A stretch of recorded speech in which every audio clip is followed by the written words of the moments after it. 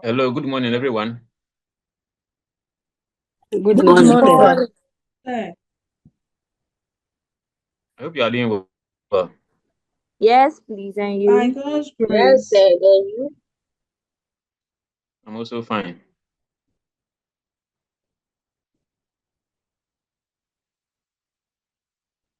Please, can you see my screen?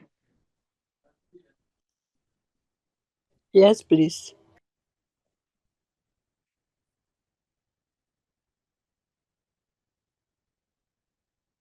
All right. Thank you.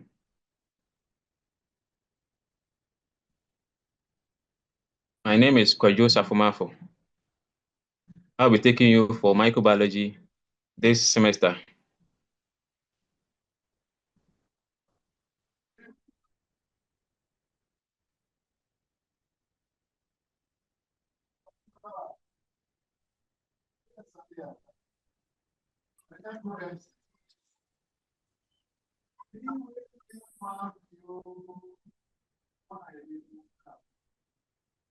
So for this semester, microbiology,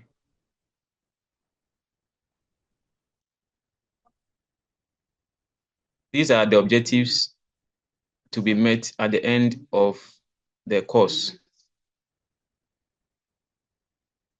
You should be able to give a brief history of microbiology and describe the various ways that microorganisms could be identified. You should be able to describe the various routes through which microorganisms enter the body and cause infections and disease. You should be able to describe the different ways infections could be prevented. And in your various facilities, you should be able to apply the knowledge you have gained in microbiology.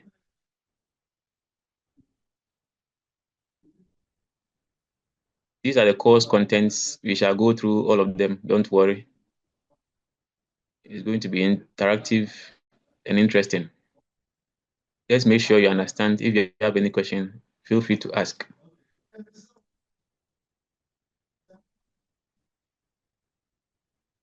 So we shall go through brief history, how microbiology came about and how it has evolved, the microorganisms, their habitats, the conditions that favor their growth, the groups of microorganisms.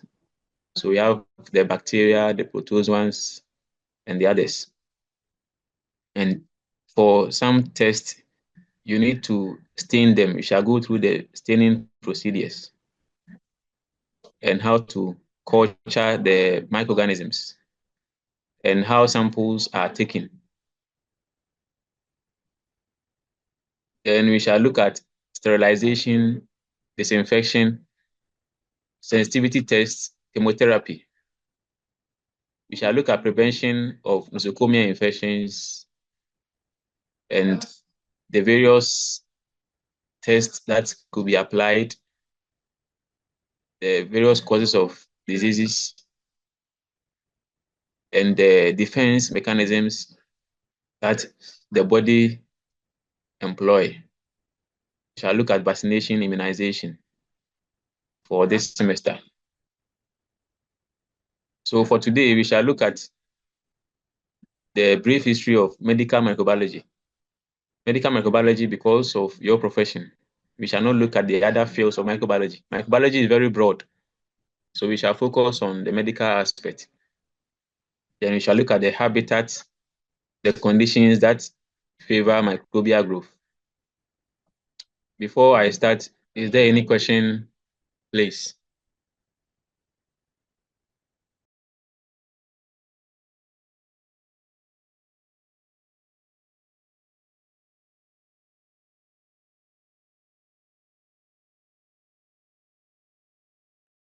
All right, so before we look at the history of microbiology, let's have some definitions.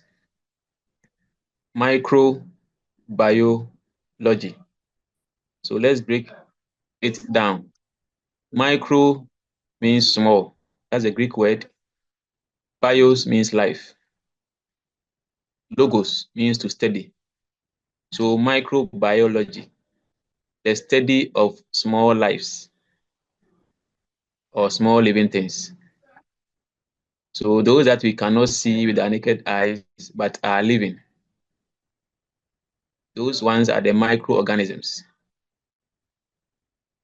And before we can see them, we need to magnify these organisms and produce virtual images. That's why we need a microscope.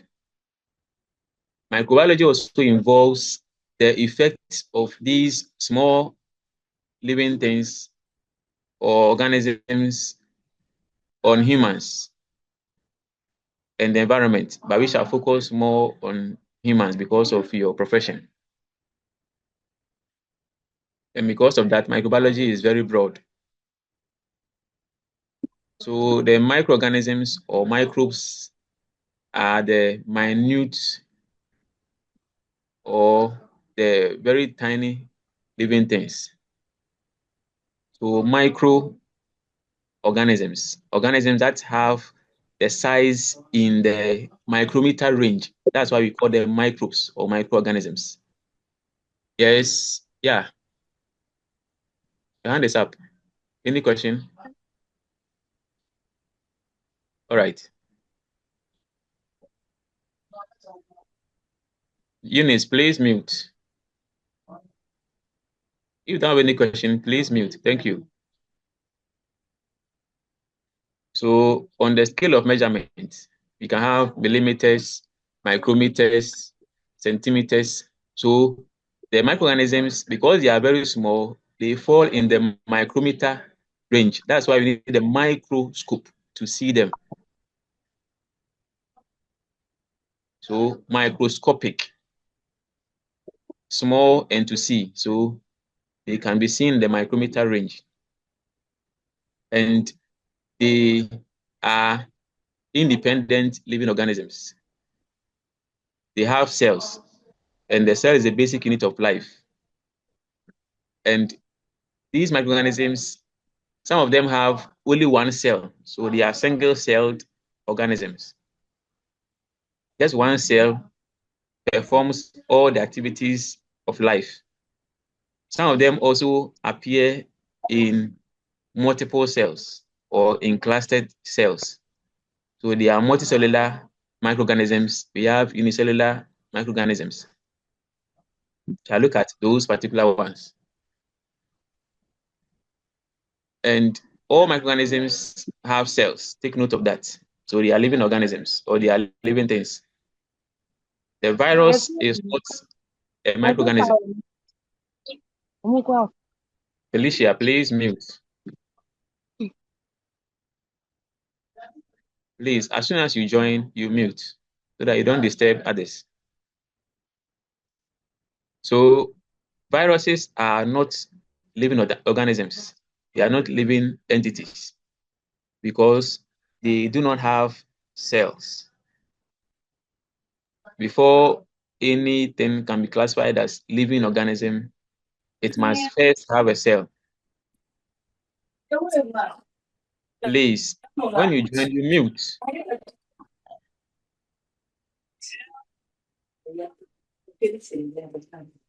Nusrat, please mute.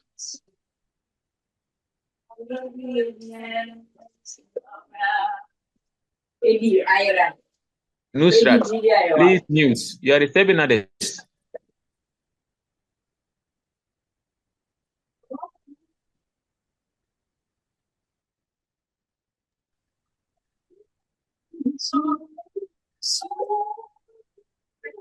Nusrat.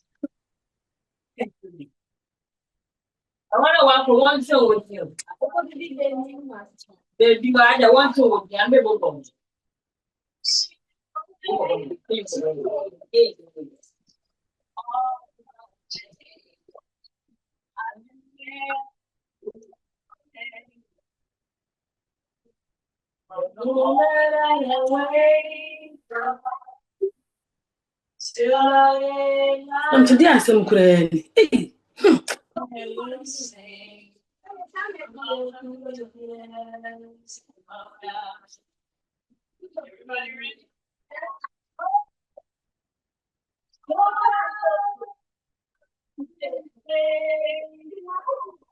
Sir, please put the person in the waiting room and let's continue.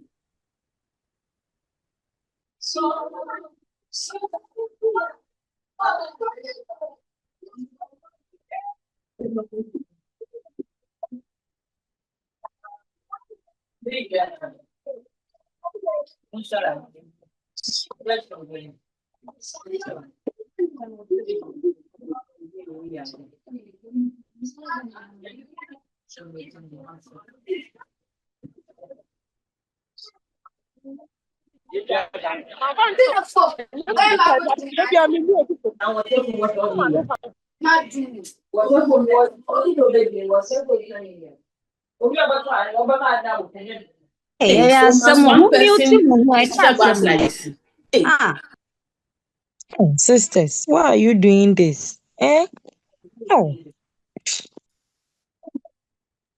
Please, it's only that Nusrat who said, why am I on? It's not all the sisters, it's that Nusrat girl or whatever. And I don't know why she's doing that.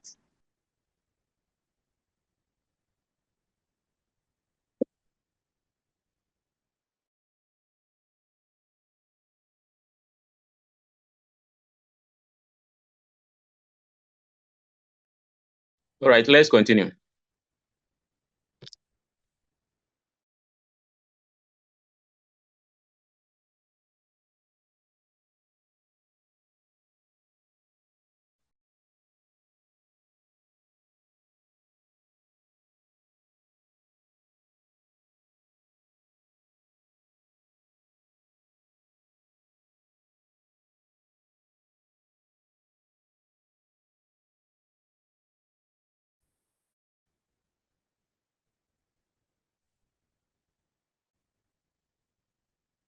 You know the rules already. So once you join, if you don't have any question, you mute. You can put your question and you continue.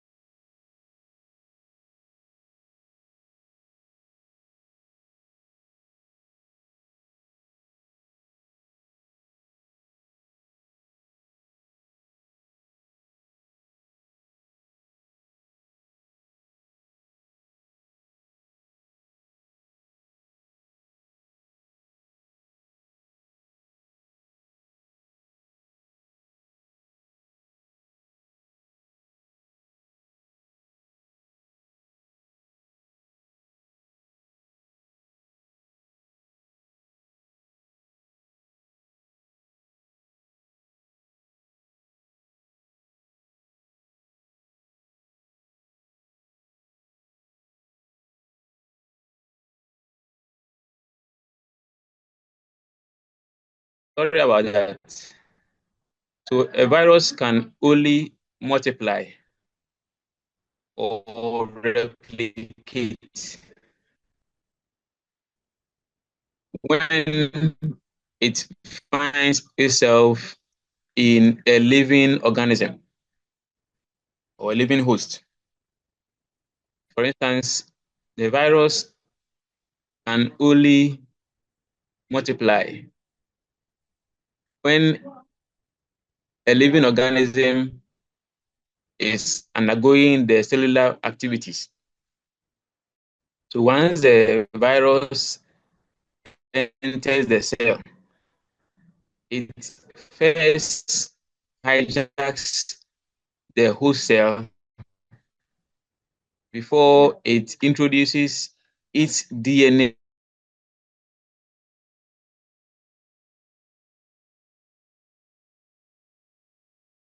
or RNA. So the virus does not have both DNA and RNA. Unlike the other living organisms that have both DNA and RNA, the virus does not have, hijacks the whole cell, then it is. So that's how viruses multiply. But they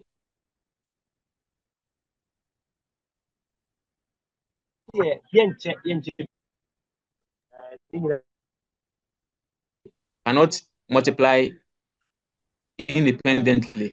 They rely on other living organisms. So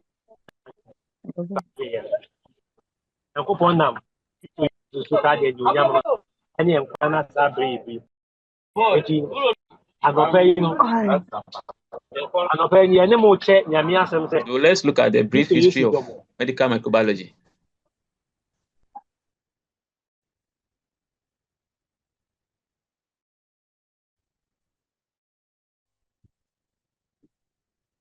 Please mute.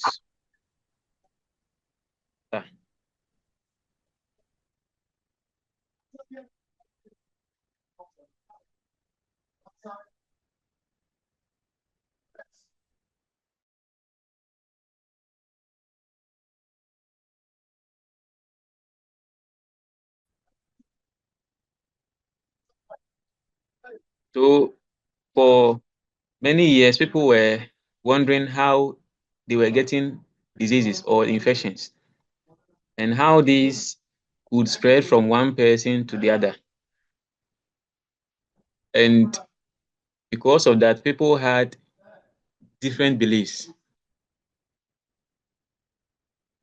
And as time went on, people had to investigate whether these theories were true and then come up with their findings also. It was difficult for people to actually believe that diseases were caused by organisms that we cannot see, because as we know, seeing is believing.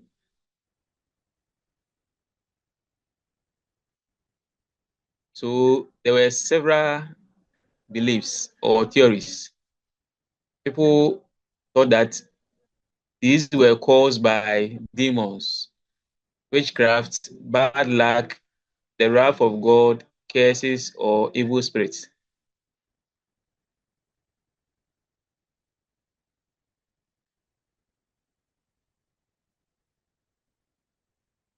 So please pardon me. My house is close to a church, so their volume is very high. That's why maybe you are hearing in the background, but they will close very soon.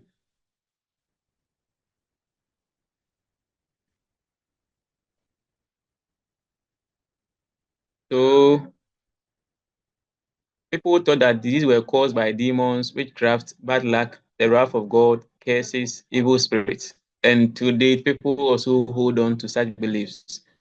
We all have different beliefs anyway.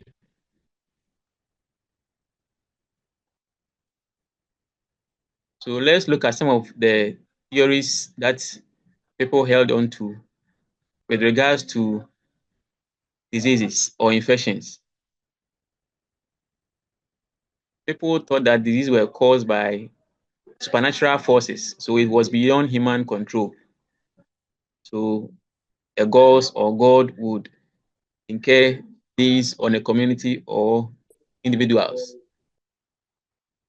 or divine forces would visit the community and then bring upon them these diseases. Others also held onto the Hippocratic theory or the miasma theory, humor. Others believe that these were caused by contact with others. With time, others also came to believe that there were some organisms that we cannot see, which we call germs, that were responsible for all diseases. And as time went on, others also held on to the belief that these were caused by three factors. So triad, the environment, the host, and then the agent. So epidemiological triad. And others also added on that there were several factors responsible for diseases or infections. So let's look at some of these theories that made the field of microbiology evolve. So the supernatural theory was based on diseases or infections caused by divine or supernatural forces. So demons, ghosts, evil spirits, gods would send these as punishment on a community or a family or an individual. And because of that, magic or the use of nauseating drugs, divination were means of driving away these diseases. So they were relying on priests, the shamans, the magicians to drive away these evil forces or these diseases that were upon the people at that time. Some way, somehow, it was working for them, so they held on to such beliefs. Then the Hippocratic or the miasma theory, as far back as 460 BC, they did not believe in the divine forces responsible for diseases. They said that diseases were caused by natural phenomena. So natural happenings resulted in these diseases. And for them, these were caused by 4 humus, the bodily fluids that are imbalanced that will result in such diseases. So if you see blood coming from your nose, it's an imbalance that is resulting in these diseases. If you are producing a lot of phlegm, according to them, my volume is low. It's at 100. Please check at your end, Doris. Mine is at 100. Doris, is it okay?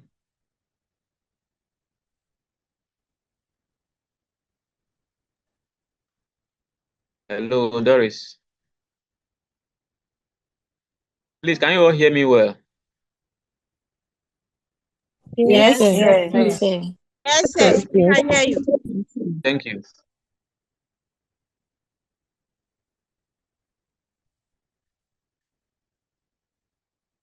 Sorry about the network issues. I hope it gets better. All right, so for them, if somebody had epilepsy, it was as a result of excess phlegms. You know, such people would produce foams or some bodily fluids from their mouth. So those that held on to the, yes, somebody has a hand up. All right. Those that held on to the miasma or the Hippocratic theory. Yes, Ruth. You have a question? Ruth, your hand is up. Please unmute and ask your question.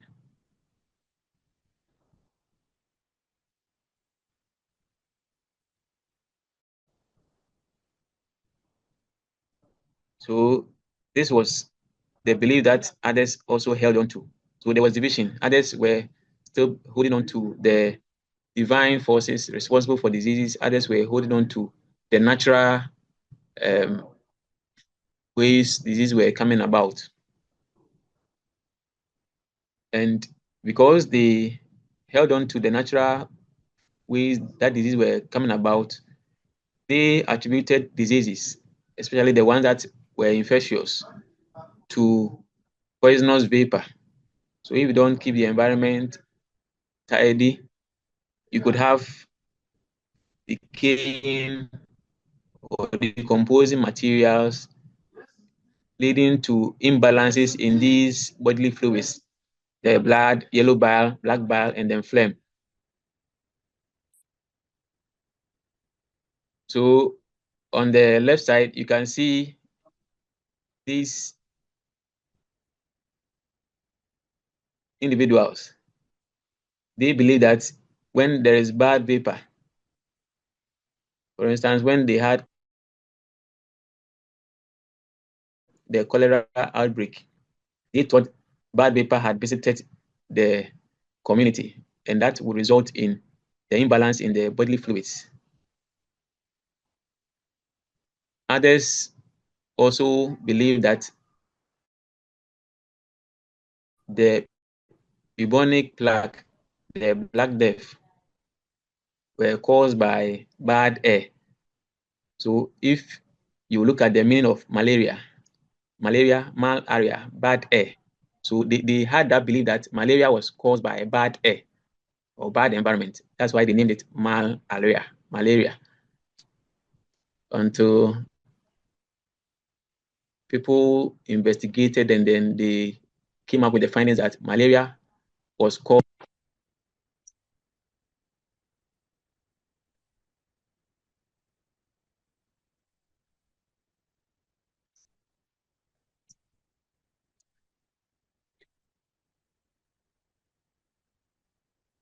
this chronic plague or the Black Death that's hit Europe, China, and India and killed so many people. So we are not hearing anything.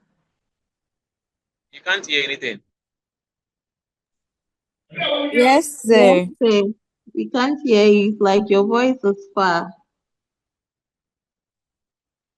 Sorry. Is it better now? Yes, please. So, but it's still very far. Let me check because the volume is at 100. Let me check. Minutes, please.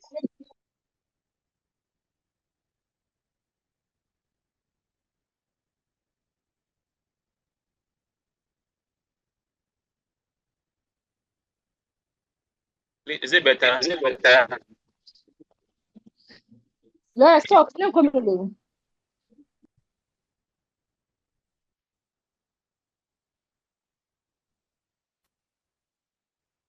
Any confirmation, please?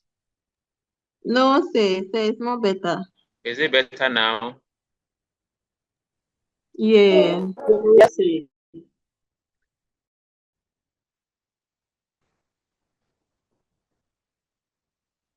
Hello?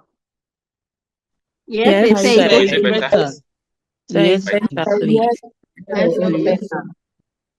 All right. Please mute. So I'll take the previous slide again. So they held on to the belief that disease was not caused by supernatural or divine forces. They believe that disease were caused by poor humus, the bodily fluids, the yellow bile, the black bile, phlegm, and then blood. So when there were imbalances between these body fluids, then the person will become sick, or that will even affect your temperament. So mood swings were affected by these body fluids, according to them.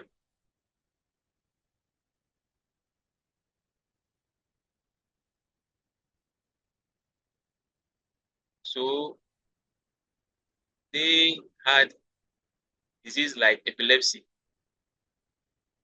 which they thought were caused by excess phlegms used by people. And because of these imbalances in the body, they thought that the weather, the atmosphere had influence on the health of the individuals. Some way, somehow, it was true, but they couldn't prove it. So they thought that poisonous vapors or miasmas from the environment, so as materials decompose, they would give rise to these conditions that would result in diseases. So when they had or experienced cholera outbreak, they thought that bad air had visited the community. That's how come they all had cholera. And I was giving an example of malaria. Malaria at that time they thought was caused by bad air. But you know, if you don't keep the environment clean, some of these could become breeding sites for mosquitoes. So it's not the bad air itself, but the factors that contributed to these mosquitoes breeding and then harboring the parasites and then transmitting them. So malaria is caused by Plasmodium parasites, not mosquitoes. Mosquitoes rather transmit the parasites, but they didn't know at that time.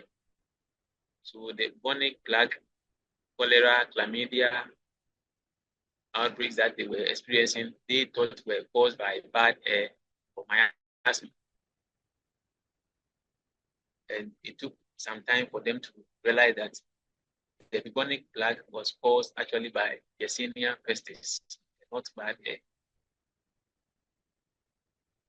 Others at the time also proposed that these bad particles in the environment were responsible for the bad air or the poisons that they were seeing. So there could be some living organisms that they are not seeing that were responsible, but where was the proof? It took so many years for them to establish that. So the contagion theory. So contact between persons, one person has the disease, the other is healthy but susceptible, would get the infectious agent and also become sick and be able to transfer to others.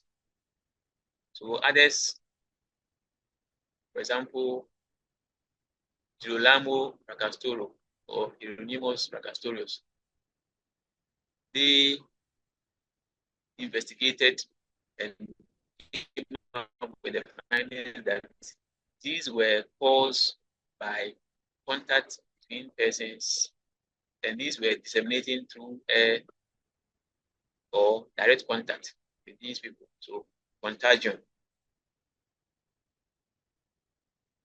And because of that, if we have decaying matter, if we don't keep the environment clean, or if people abuse power, corruption, they believe corruption was also contributing to the disease.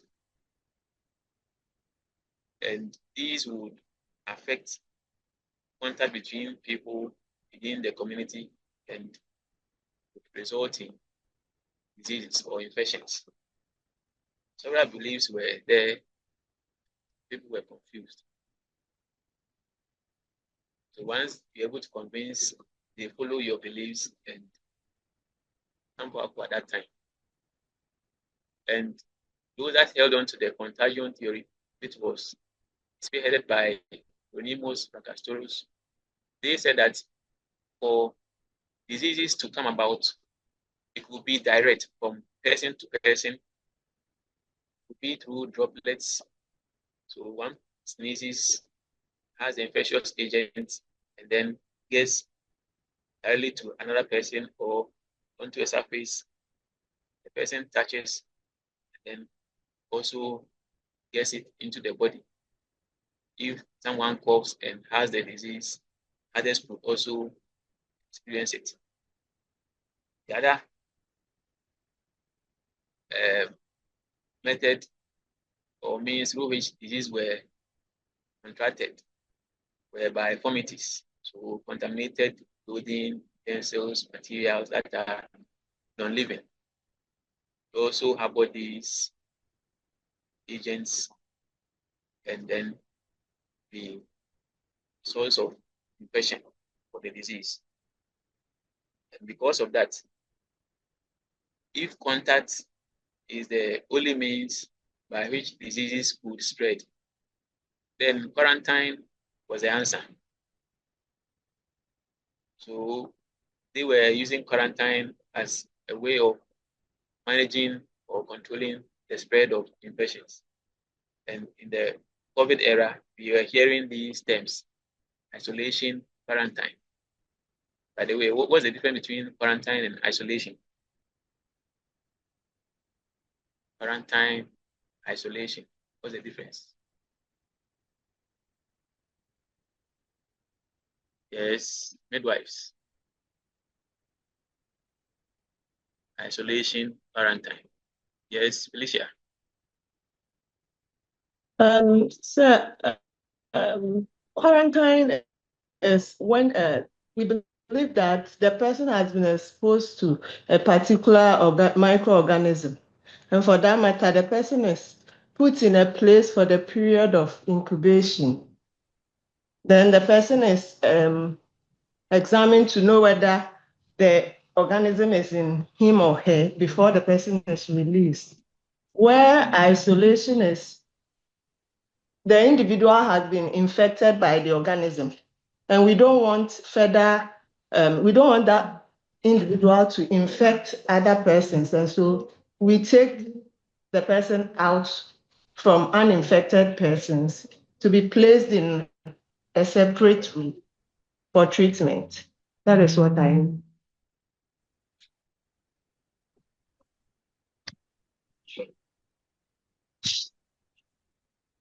Hello. That's true. Thank you.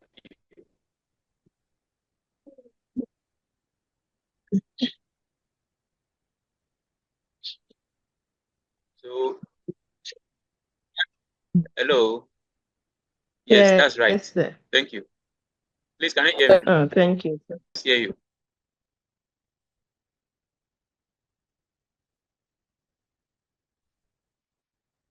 So somebody is asking about the question again.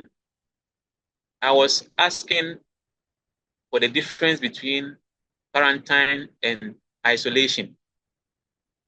And Felicia just gave us the answer.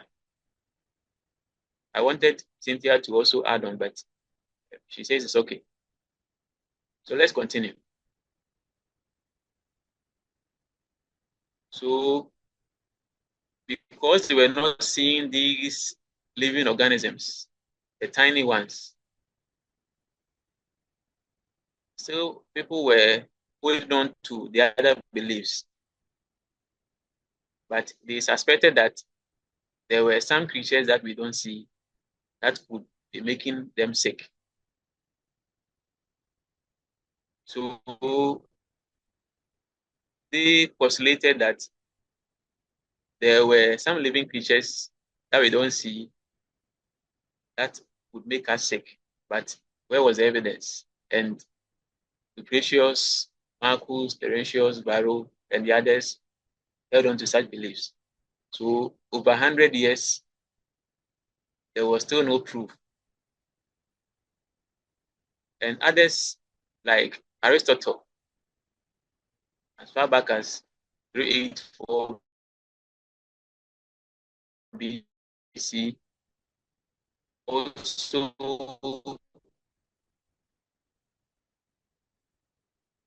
said that non-living organisms would give rise to living organisms.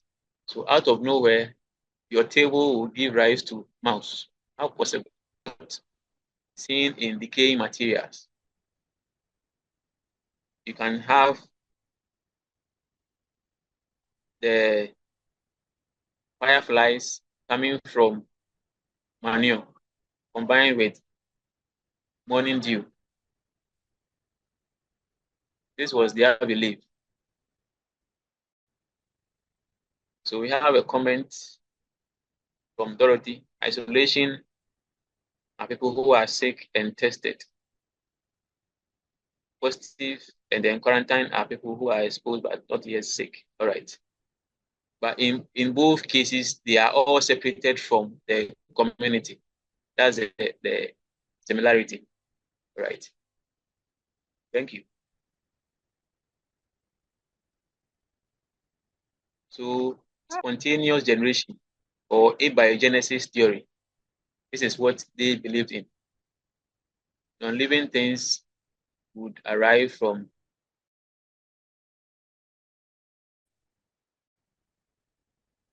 will give rise to the living things. So out of nowhere, living organisms can come from non-living materials because of what they were seeing.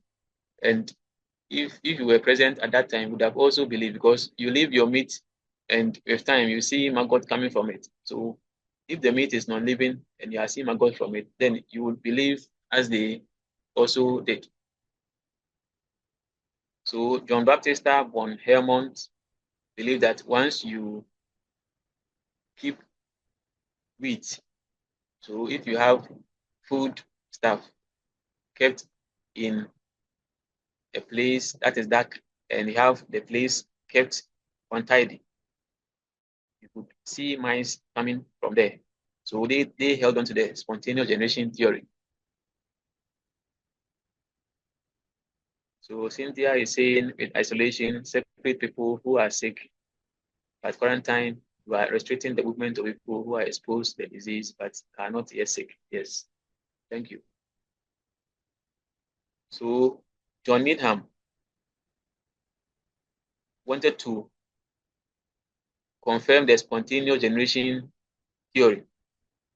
So he boiled mutton. So the water content, that's the broth, which is very rich in nutrients, was kept sealed after some time. But because he had boiled it and then exposed it for some time before sealing it, air could get into the broth or the liquid part. And you know, microorganisms, some of them are present in air.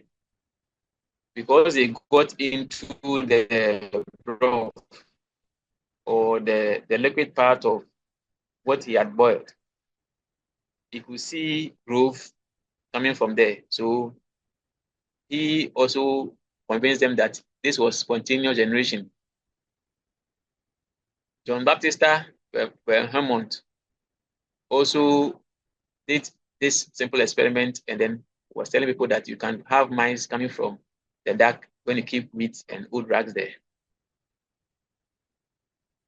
And finally, this was disproved by other scientists like Francesco Redi, who said that maggots cannot grow on meat if you covered it with gauze. So this was not spontaneous generation.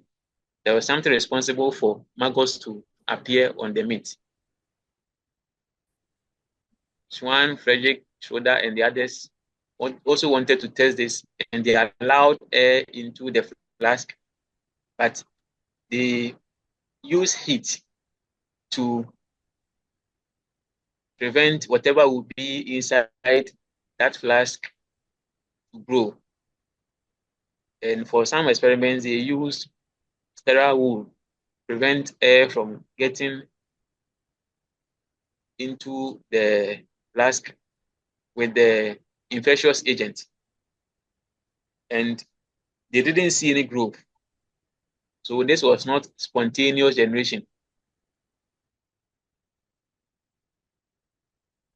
of living organisms from non-living materials or entities.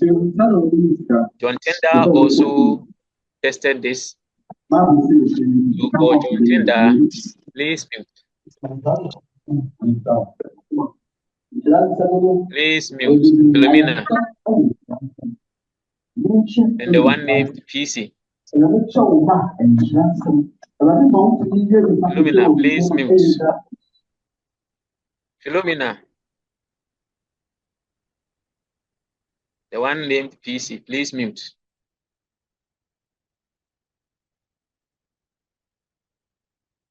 All right.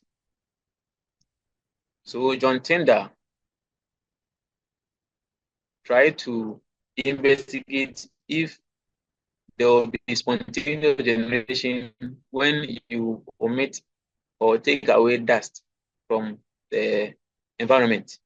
So once he omitted dust from the environment in the lab, they didn't see any growth on the meat. So there are some organisms that can be in the soil that will be responsible for infections or diseases. But there were other organisms that were resistant to heat and will still result in the infections. All right. Then Lazaro Spallanzani also tested by sealing the flask after boiling. So he wanted to repeat what this gentleman, Jonathan, had done. Jonathan boiled it, but left it for some time before sealing it. But for Lazaro Spallanzani, he immediately closed the flask or sealed it after boiling so that no air or no organism would survive within that hot broth, and there was no growth.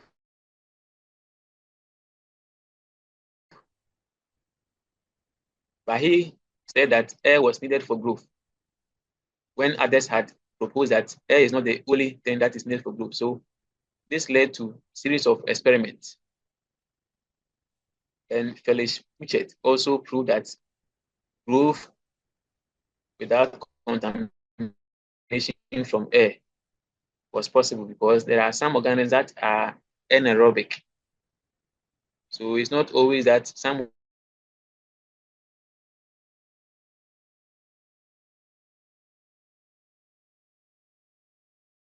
will need air to grow.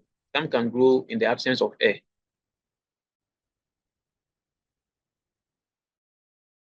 So this experiment that Francesco Redi performed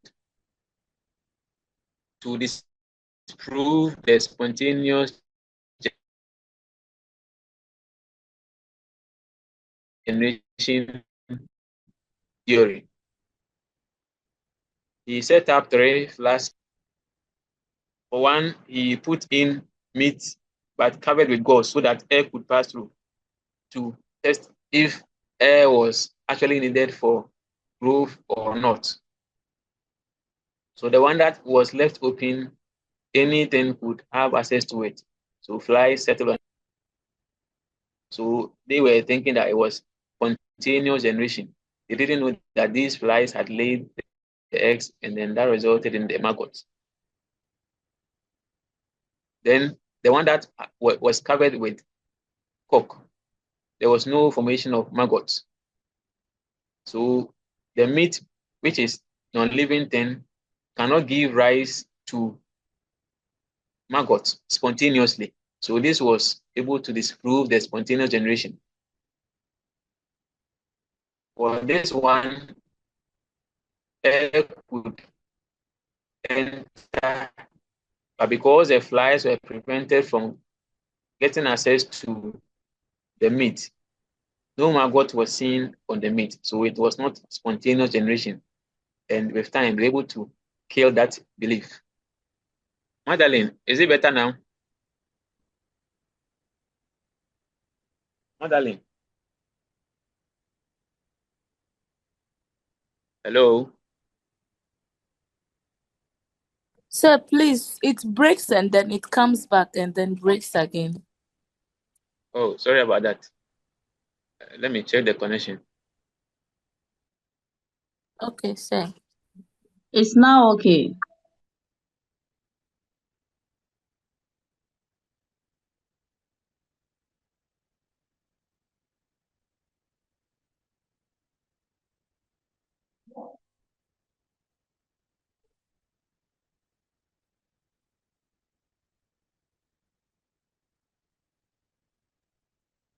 Hello, is it better?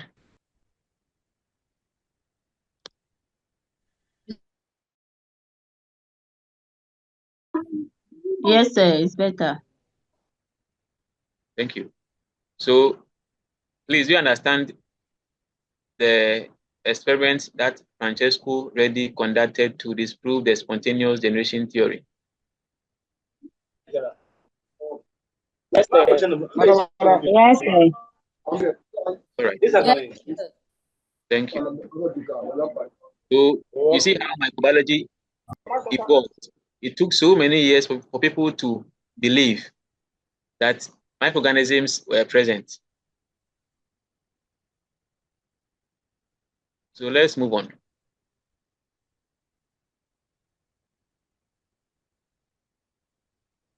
It was then the time for them to see what was that living organism that they could not see. So the introduction of microscope paved way for them to see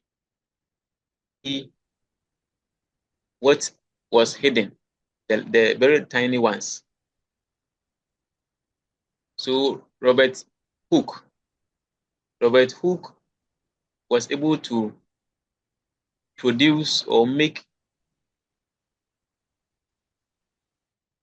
a lens that would magnify objects 20 times. And he was able to look at plants, the living parts of plants, the tissues. So he took different plants and observed how they appeared. And he recorded that for all these plant parts, they had little boxes that looked like prisons. So the cell, prison. And that's how come he named those things as cells. So they look like prisons or small boxes. And this made him suggest that all living things are made up of cells, which we believe or we accept as true.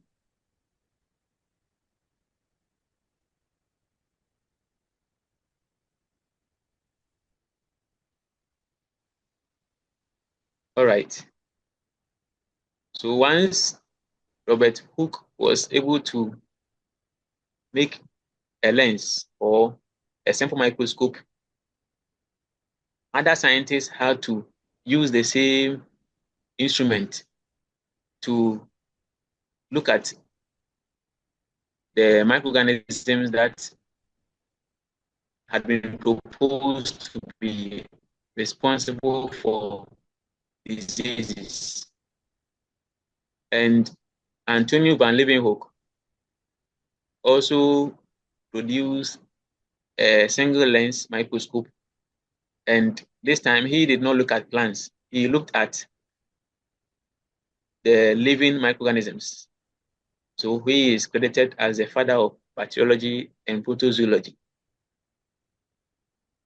And at that time, there was no electricity. So they relied on sunlight,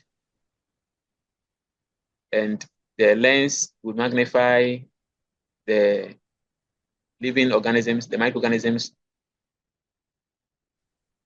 up to a certain limit. And they would put the sample here and then use this knob to focus while the light falls on it. And then they would see these objects. So this is how they were looking at the objects. So behind this one, they will look through the lens with the object placed here, and then it will produce the virtual image, which was enlarged or magnified. And as time went on, Louis Pasteur tried to investigate what was responsible for spoilage of wine in France. So people were losing a lot of money from wine production because they produce today, the next day it has become very acidic. It will taste very bad and people will not buy those ones. So he tried to use heat to kill or inactivate what was making the wine go bad. So brief introduction of or exposure of heat to the wine after production made the wine stay longer. And he was able to say that cells can only arise from pre-existing cells. So if your wine will go bad, it's because those cells or those organisms that are within the wine are multiplying. They are giving rise to other bacteria or other organisms. So it's not spontaneous generation.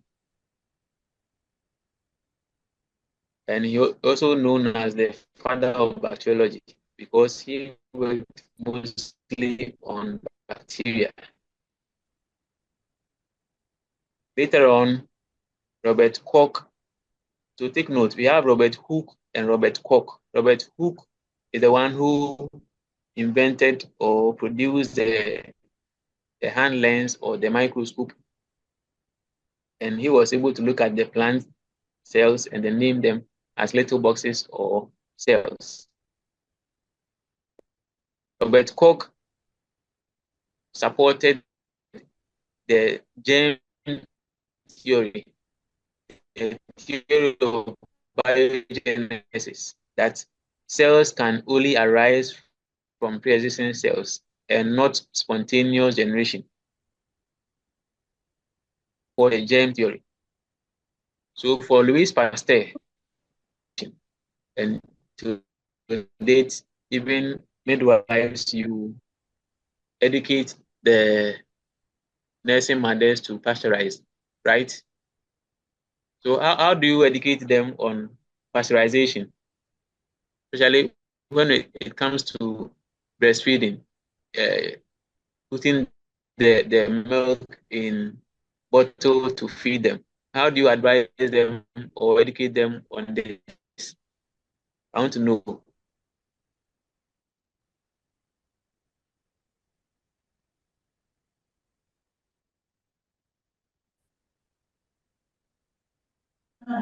Say, Can someone share with us how please, Belinda to educate Minson. them? Say, I want to share with you. Okay. All right. What we tell them is that when they express the breast milk under normal room temperature, it shouldn't exceed 4 hours. So when it is not in the refrigerator, it can be stored in the room temperature for about 4 hours, and you have to discard it if it's after 4 hours. And when you put it in the normal refrigerator, it can be there for 24 hours. And when you want it for a longer period, let's say for about a week, then you store it in the freezer. So that is what we tell them. Okay, so assuming you keep in the normal fridge 2 to 8 degrees Celsius, once you bring it out of the fridge, do you have to warm it or you keep it at room temperature for it to stabilize? Okay, when you bring it out from the refrigerator, if it is not iced, if it is in the liquid form, you just boil water and you put the container inside the warm water so that the temperature will be lukewarm for the baby to be able to feed. The baby doesn't have to feed whilst this thing is cold. So you boil normal water and you put the container inside the warm water, then you warm it a bit before you feed the baby. You test if the temperature is okay for the baby to swallow. But if it is ice, if it is the solid form, then you put it on inside the kitchen, the normal temperature for the ice to dissolve before you also put it in the warm liquid to warm it for the baby to feed. And after that, if there are any remaining parts, you discard and you don't put it back into the refrigerator again.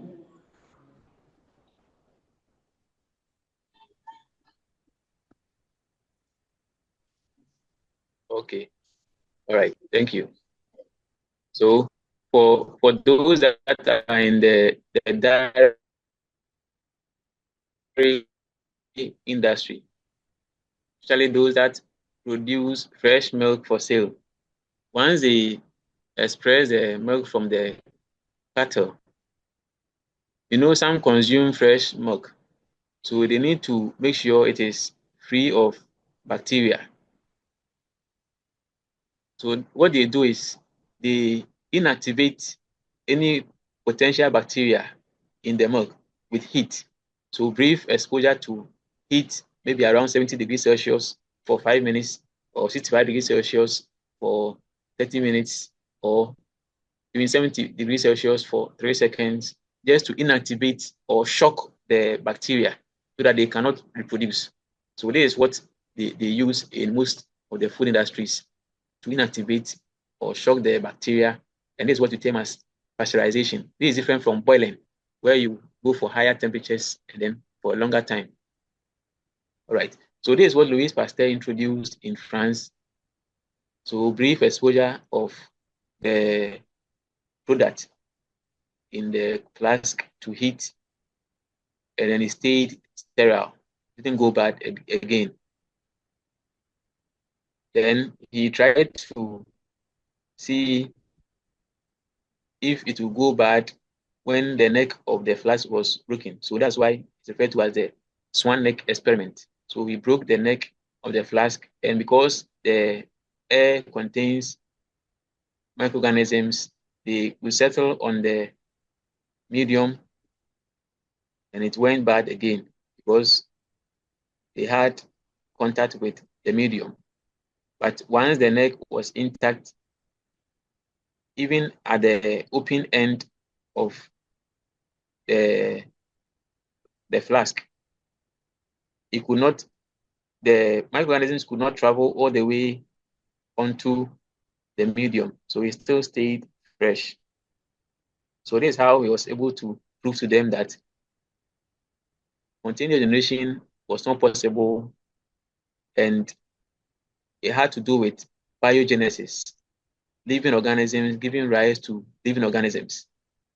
So your food will go bad when you have microorganisms in there and they are multiplying. Once you introduce heat, you can sterilize or keep these organisms from going bad. All right. So he did this, and we still credit him for that. When you go to France, they don't joke with Louis Pasteur's name, because he has saved them a lot. So once you heat, you can control microbial growth and produce a sterile environment. That's why even in the hospitals, we use heat to sterilize. Then once the neck is broken, you have growth.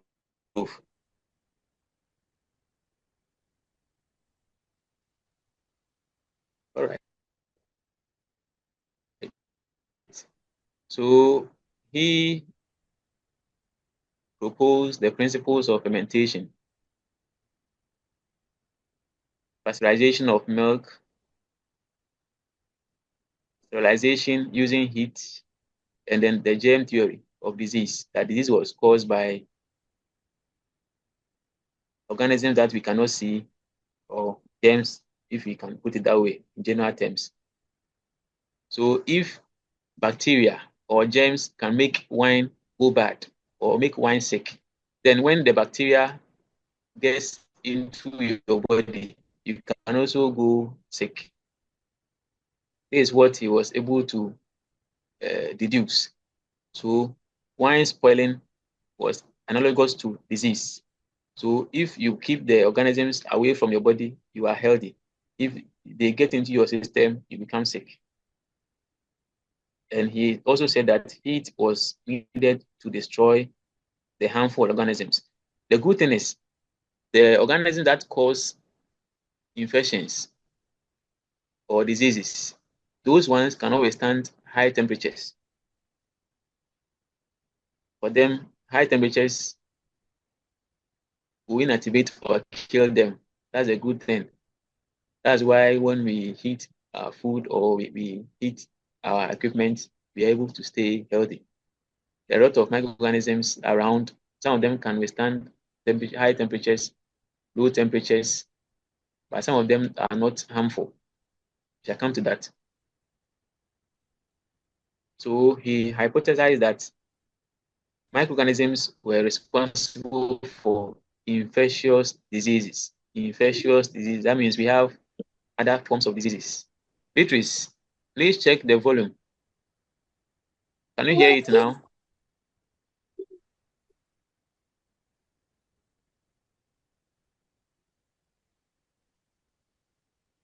So Louis Pasteur said that good wine contained yeast, but bad wine contained bacteria because we were producing acetic acid.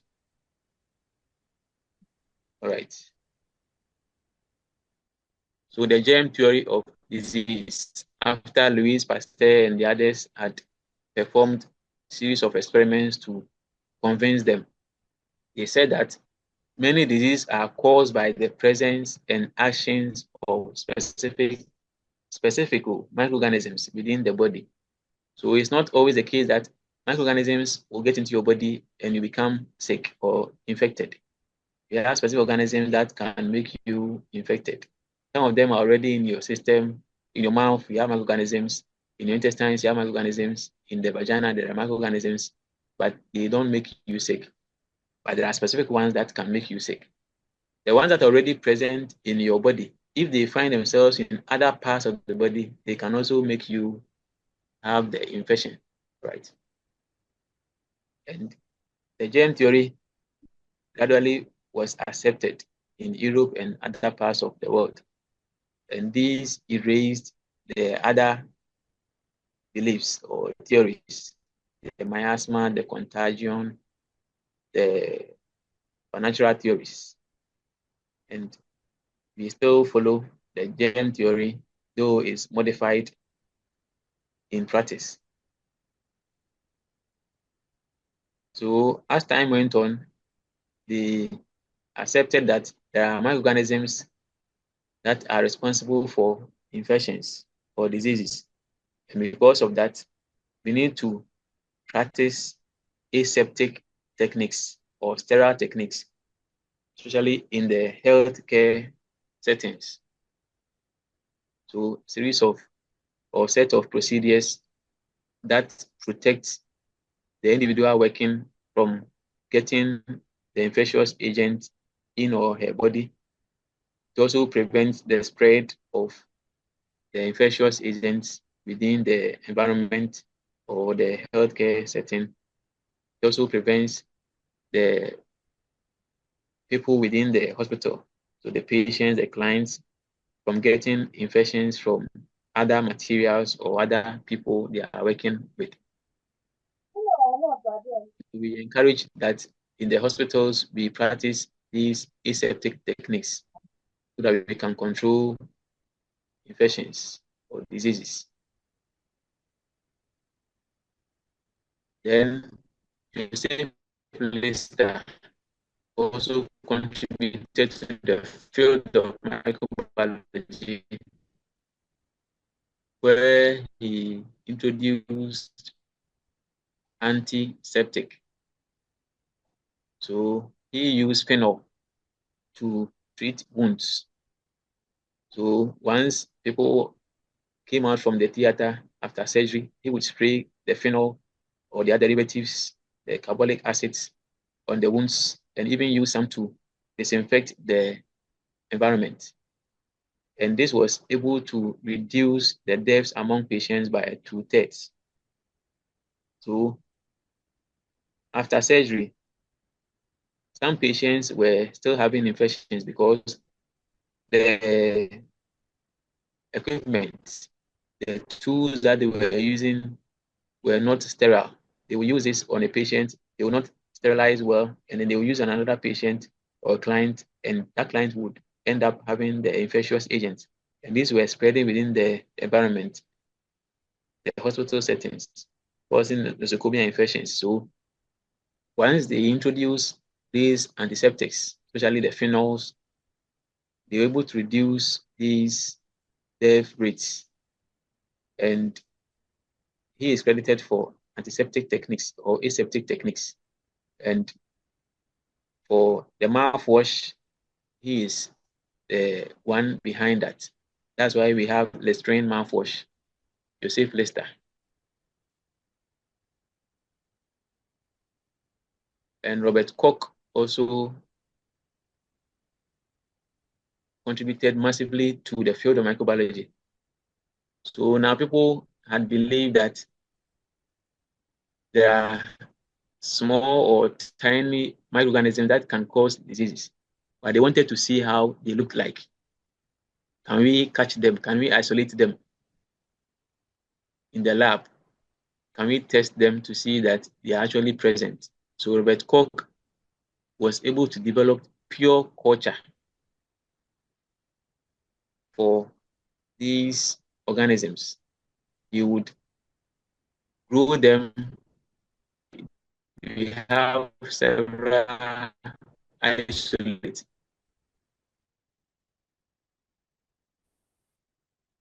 several colonies, several numbers of these organisms, and then we can study them.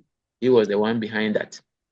So just like they praise Louis Pasteur, so he was able to prove the germ theory that Louis Pasteur and the others had proposed.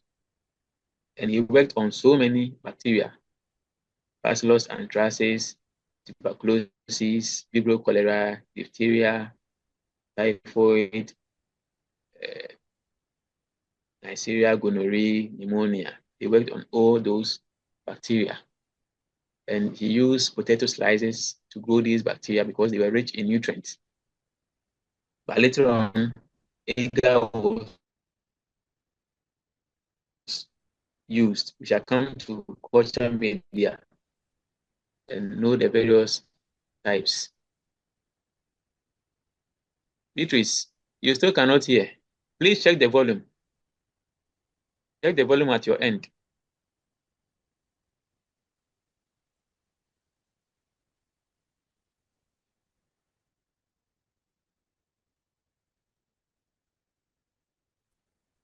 Thank you. So this is what Robert Koch did to prove causation of disease by microorganisms. So that's Robert Koch for you. And at that time, they were experiencing some diseases. So pneumonia was one of them. And they had taken samples from patients and then kept the isolates, the organisms in the labs. So they use lab rats or mice for experiments. At some time, people or scientists were using human beings, but ethical issues came up. So they stopped using those humans for lab experiments. That's why for your project work, you need to consider these ethical issues. Right. So Beatrice, check the settings from your end. So he took a mouse or a rat that had the infection.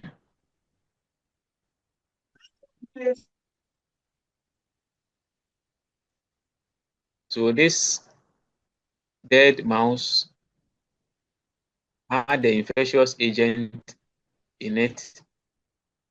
Then Robert Koch took samples and brought them to the lab to grow them. So he put the samples on medium. Medium contains nutrients that the organisms will need to eat to get energy and then grow, multiply. So we have the petri dish with the medium, and the purple ones you are seeing are the colonies, the organisms that are growing. Remember, we said that microorganisms cannot be seen with the naked eye. But when they grow, a single cell would divide, become double. So they grow by binary fission. They divide in twos, bacteria. So they divide, then a single cell will divide again. So we have 4, the 4 will divide again, you have 8, divide again, you have 16.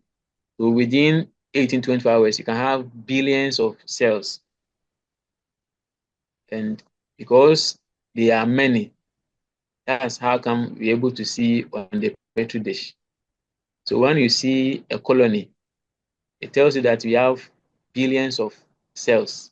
That's how they are visible on the plate. So Dorothy is asking, is it the same culture for yogurt production we do at home? Yes. Culture. So when you say culture is microorganism in the medium. It can also refer to the organism that has been put on medium, grow or multiply. The yogurt contains bacteria, lactobacilli. So we use the bacteria to ferment the milk and become yogurt. Some can also use yeast to produce yogurt. So yogurt is a fermented milk product. That's why I'm saying that not all microorganisms cause diseases. Some of them are beneficial. And yogurt production is one way we can benefit from these microorganisms. We can also use these microorganisms to produce insulin, vitamins. We can also produce antibiotics from these microorganisms. So they are useful. Just a few of the microorganisms cause diseases or infections. But the few ones, you can imagine the number of infectious diseases we have. All right.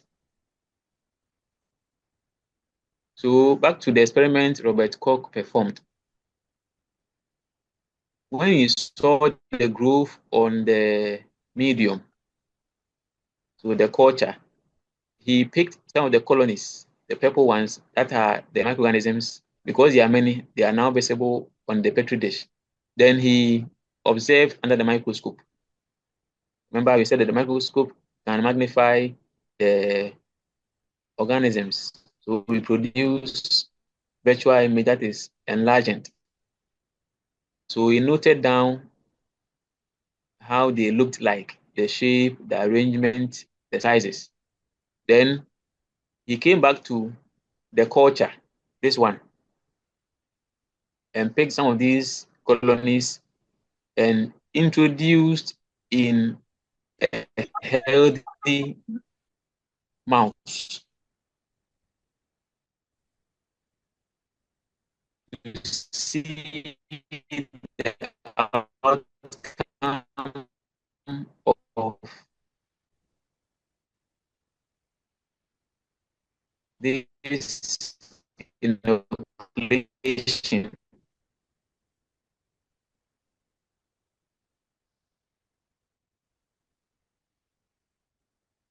So you observe this mouse became infected and died the first samples. So you see that infection is spread out, outcome will be treated or be on medium to grow, to see how they will look like. And compared with the first one, they look the same. And he also observed the second one under the microscope and recorded and compared with what he had observed initially, and they were the same. So Robert Koch was able to come up with some postulates about causation of diseases, germs causing disease. And he said that microorganisms must be present in every case of the disease. Microorganisms must be isolated from the diseased host and grown in pure culture. So in every case of the disease, Robert Koch is saying that you must isolate microorganisms. So in this case, he was able to isolate the microorganism, and this is what he was postulating. and you must be able to isolate the organism that is causing the disease from the host and grow it in pure culture, which he was able to do. The specific disease must be produced when this pure culture you have produced is injected or inoculated into a healthy, susceptible host. So you must have the same outcome when you introduce this pure culture, which he saw. He had the same outcome. This one also died. The organism must be recovered once again from the experimentally inoculated host. So once you have the same outcome, which is death, you should be able to isolate the same organism from the one that you experimented, which he recorded. But there were some exceptions. Some microorganisms that cause disease are unable to be cultured on artificial media. There are some organisms that are highly provide those nutrients due to the metabolic activities, and those ones, when you bring them out, they cannot grow on artificial media. So scientists are still working around how best they can improve in the culture media for some of the organisms. So these are exceptions to Koch's postulate. And some diseases are caused by multiple microorganisms.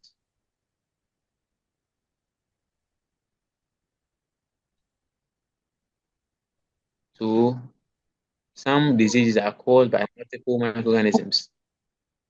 You can have the same disease caused by different microorganisms. So if today in a certain area and you isolate Neisseria meningitidis, if there's another outbreak, it's not always the case that you isolate Neisseria meningitidis. It could be a different microorganism. So this is an exception to Koch's postulate. Was there a hand up? All right. So meningitis, for example, is not caused by only one particular microorganism. We have multiple microorganisms. So this is an exception to the postulate that Robert Koch made. Some microorganisms cause several diseases. You have the same organism causing several diseases, depending on where it finds itself. So this is another exception. And some diseases have variable signs and symptoms between patients. So we may introduce the organism, but will not see the same outcome. The same symptoms may differ. They say the signs may differ. For example, an organism, somebody may have malaria or rather have diarrhea. So we have differences in symptoms, which is an exception to Koch's postulate. And ethical considerations prohibit experiments that involve only human.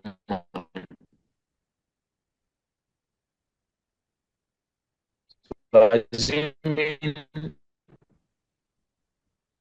for organisms that only live in humans to cause infection, you So our line is breaking. sacrifice human. Sir, please, your You line is cannot breaking. We can't human hear you well, please. because won't come up proofs. No. So as my evolved, the body story was also elected. Was to play the last time.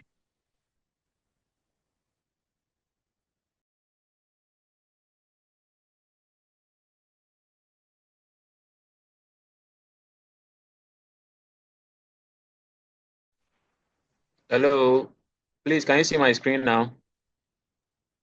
Yes, sir. Yes, sir. Yes, sir. I want to know where you're coming from. Yes, sir. Hello. Hi. All right. Sorry about that. So I'm taking the Cox postulates again. After these experiments, Robert Koch said that microorganisms must be present in every case of the disease. So in every case, there must be a microorganism present. And secondly, he said that you should be able to isolate the organisms from this diseased organism or case by introducing it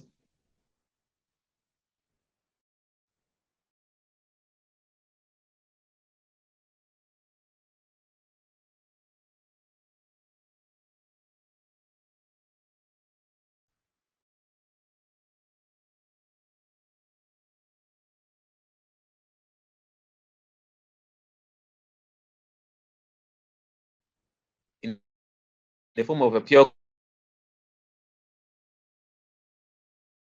culture in another healthy organism, which he was able to do and establish the same condition to be grown on artificial media. So for some organisms, growing them outside the host is difficult.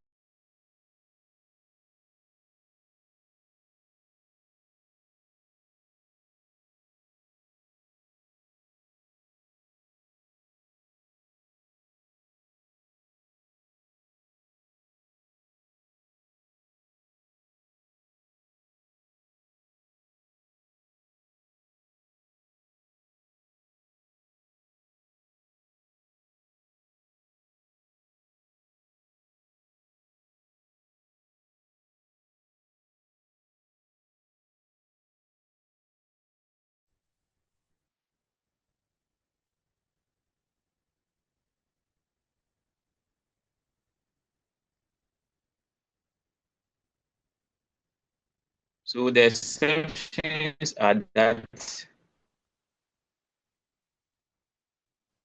you cannot always culture some of the microorganisms. They will always be present in the host. So the first postulate will not hold. There is an exception. And some diseases are caused by multiple microorganisms.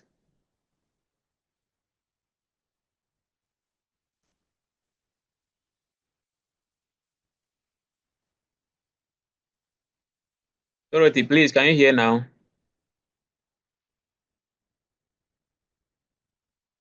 Hello, Dorothy.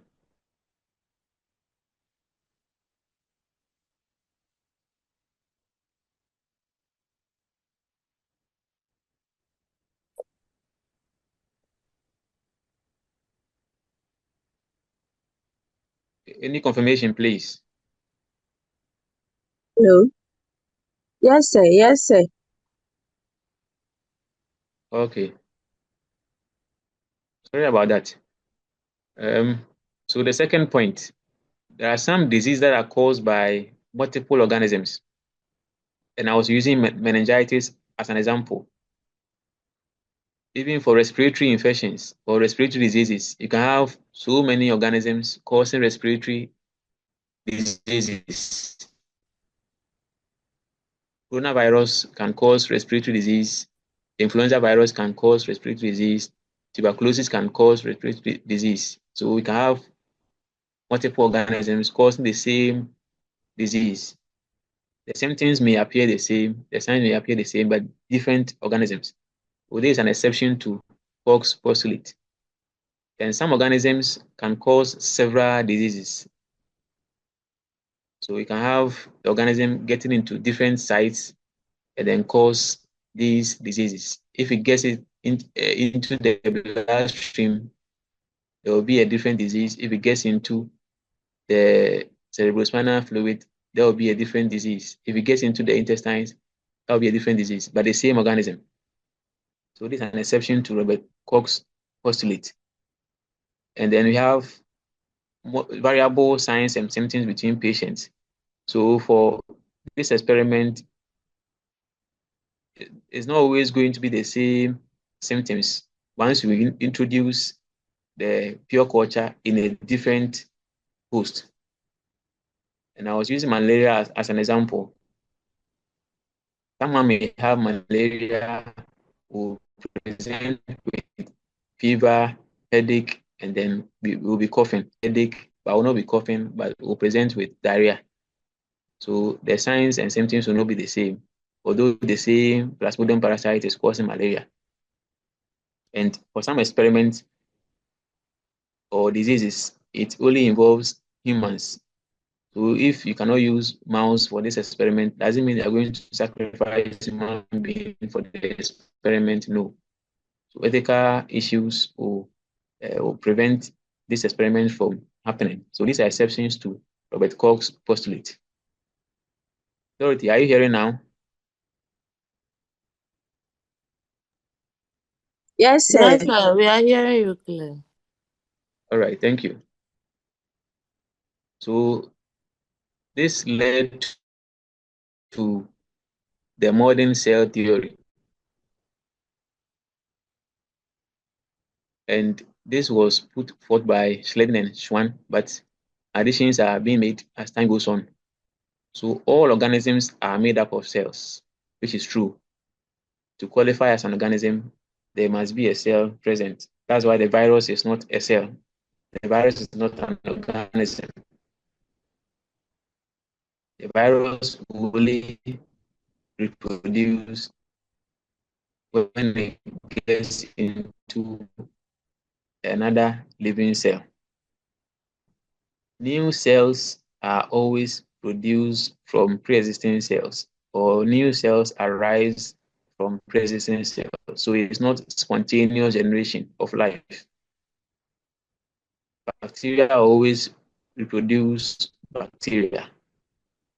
Fungi always produce fungi.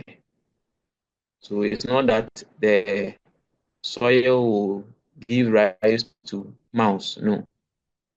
Rotten meat will not give rise to maggots. So it's new cells that will always reproduce new cells or will produce from pre-existing cells.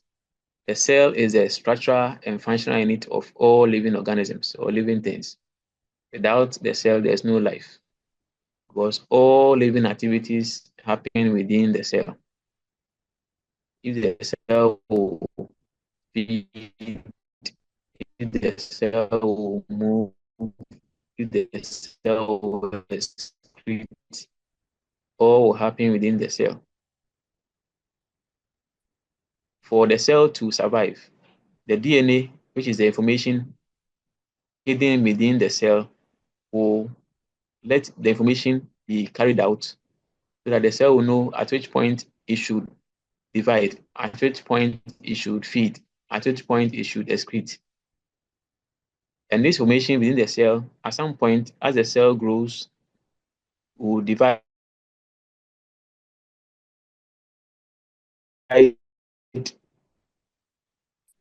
So you inherit this information from your parents, same for plants, same for bacteria, so that the next generation can go on. But remember, the virus is not an organism, but it also has this information that it can introduce into a living cell and then hijack the cell and then multiply itself.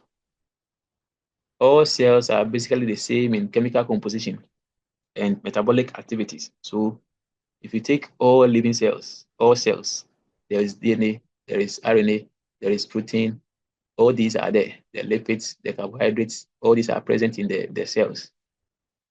If you take the cells in humans, the cells in dogs, the cells in plants, they all have these chemical compositions shared. Because of that, they also share some metabolic activities, the basic ones. Although some cells vary from others. So, for example, the muscle cell will not be expected to have the same activities as the liver cells.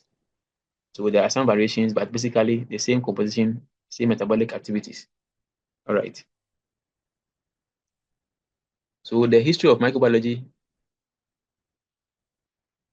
is, somebody is asking, do plants feel pain? So they respond to stimuli. So external forces, they also respond to some stimuli, not as we perceive pain anyway. Just like they respond to sunlight and all these. So for the history of microbiology, this year was that this was done. This is not history class, but at least you should appreciate how microbiology has evolved, how vaccine came about. All these are as a result of evolution of microbiology. Penicillin discovered by Alexander Fleming. All these contributed to the field of microbiology. Human Genome Project that always paved way for sequencing of these microorganisms. In the COVID era, you were hearing of new strains. It's because we can sequence and know how the DNA or the RNA of the viruses look like. All right, so all these are for your consumption. Now, the future of microbiology. Now that we know that organisms are responsible for this infectious disease, we also have to find ways to stop them from spreading or from harming us. We also have to continue to research on these effects of on the humans and then the environment. The diversity of these organisms will also open our eyes to how we can benefit from them and how we can manipulate them for our use. Microbial communities often live in biofilms, and these can also be of great importance in both medicine and then the other areas. So we can produce vitamins, insulin from these biofilms because they have accumulated. So we move to the habitats conditions that are suitable for microbial growth, where the microorganisms live, and what conditions can we find there that will help them to multiply. Any question before we move on?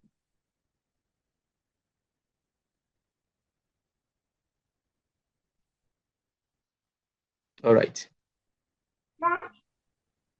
So microorganisms everywhere. Lucas, please, Lucas.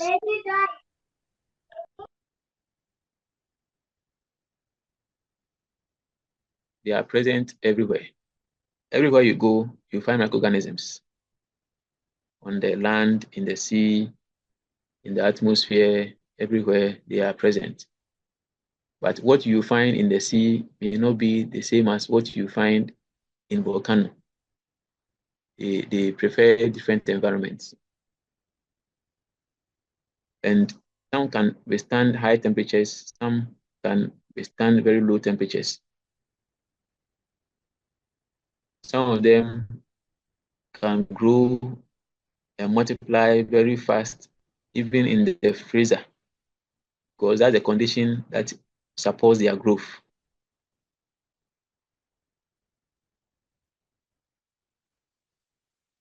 So we have comments from Sakina. Oxygen, air, water, the organism itself. The organism itself, I don't understand that part. Do you mean it's a condition for their growth? All right. Please come again. So they can survive on different types of food. What we consider as waste may be beneficial to them. Some can even survive on oil. So after the crude oil is extracted, some of them can still feed on that. Some can feed on the galamsey waste. So these are ways that we can also bioremediate and get the toxic materials from the environment.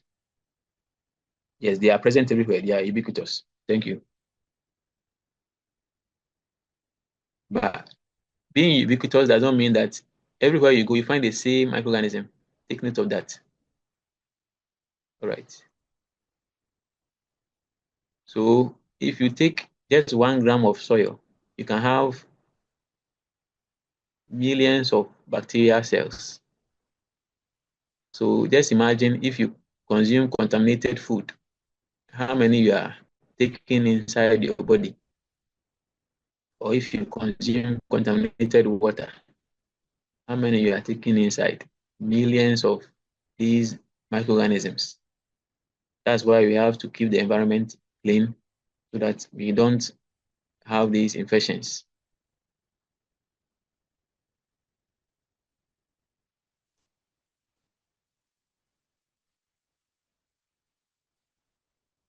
All right. So even the air we breathe, because microorganisms are present everywhere, we may be inhaling these organisms, but not all of them are harmful. That's why we inhale these and we still look healthy. Our body is also able to fight some of them so that they don't result in infection. Exposure does not mean infection. So your body is able to provide some defense against these organisms once they enter the system.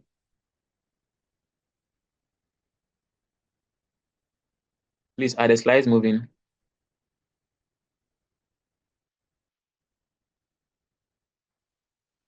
Yes, sir. Okay, thank you.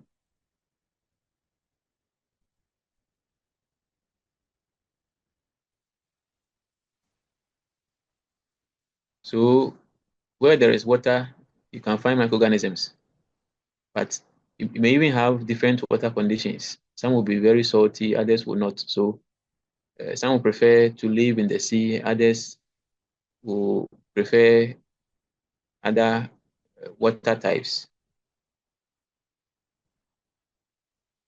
And they interact with us different ways. Some depend on us for survival. Some live in us. We also benefit from them. Some live on us without making us sick.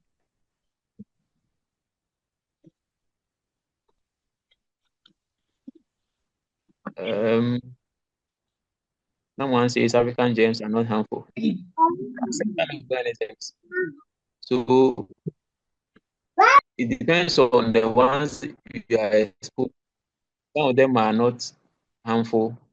Actually, the microorganisms we have, just a few cause infections. A few of them cause infections.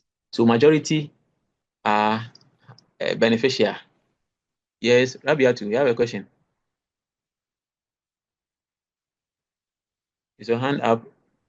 No, please, it's a mistake. All right.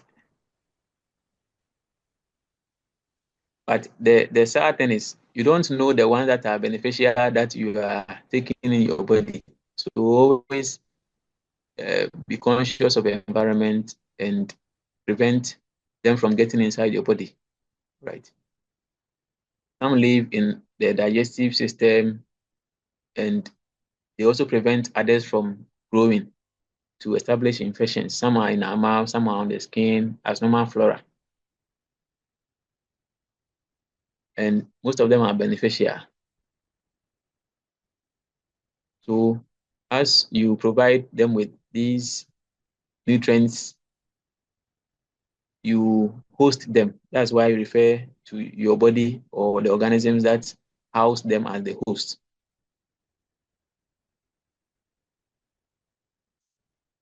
So the requirements that are for microbial growth, what to make the microorganisms survive, they need nutrients, they need food. Without food, they will die. Without the right pH, so acidic or alkaline condition, some will not survive. Some can alternate between these conditions, but they will have the optimum. Some will not survive at high temperature, some will do. So temperature is a condition for microbial growth. Oxygen requirements. Some do not like oxygen at all. Some will prefer only carbon dioxide. Some will prefer little oxygen. So we shall look at the various types. So depending on where they find themselves in their body, they will be well suited to multiply there. Then availability of water or osmotic pressure, water is needed for their survival. So talking of nutrients, carbon sources are the common nutrients that you find in most of these organisms. But nitrogen, the inorganic salts, and their trace elements such as zinc, copper are also needed. And they also need some growth factors that can also be produced from these elements. So, for example, purines, pyrimidines that are part of the DNA are also used as growth factors to support the activities of these cells or the organisms. The amino acids are also essential for their survival. Vitamins, water are all needed for energy and also to build these organic molecules and structures. So when they take in these nutrients, they use some for energy. They also use some to build their structures, especially the cell walls.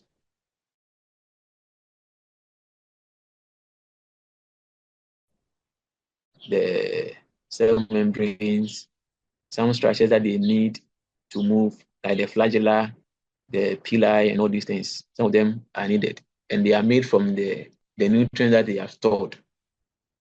Some of them will store the nutrients for a long time. If the conditions are not favorable, then they come back to break them down. They make up the bulk of the nutrients that they take in. That's why about 95% of the organism is made up of these elements. Then the rest, or the remaining 5%, are the calcium, the copper, the magnesium, and the rest.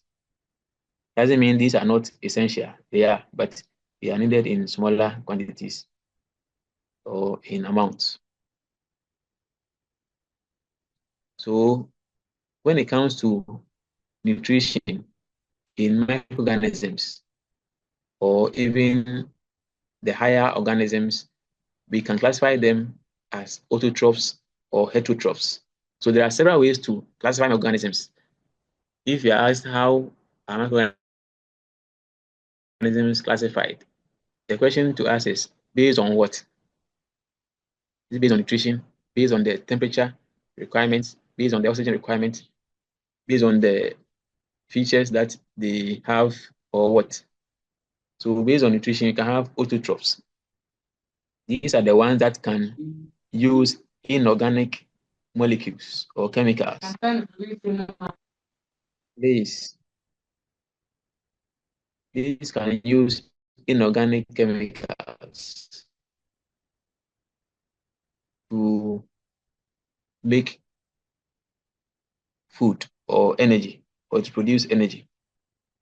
And some of them will rely on source of carbon and the other inorganic molecules And these are referred to as the autotrophs, self-feeders. They can produce their own food, combining these inorganic molecules. There are some that cannot reproduce or produce food combining these molecules, but they rely on the ones that have been produced by these autotrophs. And these ones will contain the carbon sources. So the ones that require carbon sources produced by autotrophs are referred to as the heterotrophs or the organotrophs. These heterotrophs cannot combine the inorganic molecules to produce their own food, but they rely on what has been produced already. There are some that will need extra molecules, like the carbon dioxide, but they are not able to produce enough. So they rely on other environments that will produce excess carbon dioxide for their survival. Example of such organisms are Campylobacter, Acobacter, the one that can cause diarrhea. So in the lab, if you are culturing these, you need to have in mind excess carbon dioxide production. Then looking at the potential of hydrogen, the pH, the measure of the alkalinity or the acidity. You can have those that are acidophiles, those that grow best around 1 to 5. Those that grow best around pH of 9 to 11. Those that are around the neutrophiles. So for example, Mycobacterium tuberculosis will prefer acidic environment and not alkaline environment. Vibrio cholerae will prefer alkaline environment and not acidic environment. So the medium that you use to grow or cultivate these organisms would need this pH considered. So the fact that they can grow around these pH conditions does not mean outside these they will not grow, but this is the optimum. So for the acidophiles, they prefer the acidic environments. So around 6.5, 6.0, they will grow well, but even reduce. For the neutrophiles, around 7, that's the optimum. But if you get to the acidic condition, they will still grow, but the growth rate will reduce as you move to the acidic environment or the alkaline zone. Same for the alkaliphiles or the alkalophiles. So temperature also affects how these organisms grow. And for the organisms, the cells, they have molecules that are held by bonds. And temperature can break these bonds between the molecules. For example, DNA, you have hydrogen bonds between them, and temperature can bring these hydrogen bonds and render the DNA useless. Can also use temperature to break the peptide bonds between the amino acids, the proteins. High temperature can also make the lipids become liquid, and these can affect the activities within the cell. That's why at high temperature, the organisms are killed and the materials or the food becomes sterile. Fortunately, in our part of the world, we boil almost every food. So that's how we're able to stay safe. Even vegetables, we overboil them. But it depends on how we want our food to be prepared. And it's saving us anyway. Outside membrane cannot preserve the integrity of the cell if it gets broken. So we can use heat to break the walls of the cell, the molecules and the structures within the cell, and the cell cannot function well.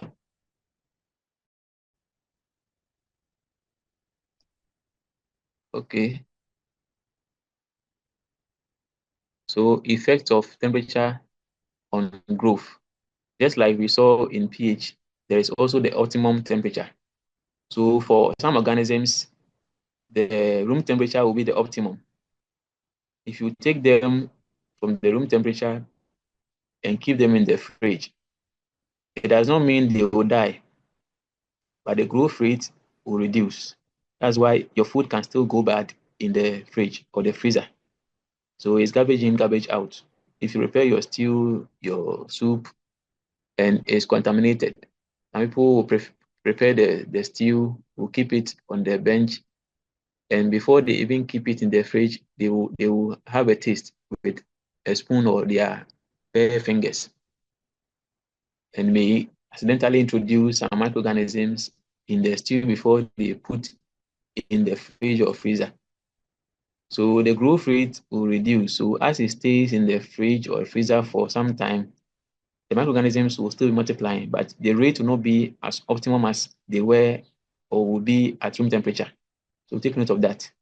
Before you keep your things in the fridge is not there to kill the organisms. It's there to preserve, slow the growth rate. Same way, if you have different temperatures, 37 degrees Celsius, 30 degrees Celsius, 20 degrees Celsius, this organism grows optimally or best around 37 degrees Celsius. That's the body temperature. Does not mean if you reduce the temperature, it will not grow. Just that the growth rate, the colonies you are going to see will be less than growing them in an incubator at 37 degrees Celsius. Bring them to a low temperature, 22, there will still be growth, but the growth rate will not be as high as 37 degrees Celsius. So you can control microbial growth with temperature. Minimum growth temperature is where you have the lowest temperature, but it will still grow. Same for maximum growth at the highest temperature, but the optimum is where it grows best. The growth rate is perfect. And fortunately, scientists have conducted several experiments to know the optimum temperature for cultivating these organisms. So once you have the protocol or the standard operating procedure, you just follow and then you know the condition to apply. For example, Treponema pallidum, the one that causes syphilis, or Mycobacterium leprae, the one that causes leprosy, they will prefer to grow at lower temperatures compared to E. coli that will grow around 37 or 38, and even Campylobacter that will grow around 42. So for the microorganisms, we can classify them based on the temperature ranges that they will grow at. So we have some questions using salt solution refrigerator. So we shall come to controlling microbial growth proper. We are just looking at the conditions that favor their growth. We shall come to how to control microbial growth, and we talk about salt, what salt does to these microorganisms. So salt is a way of controlling microbial growth. Thank you, Lydia.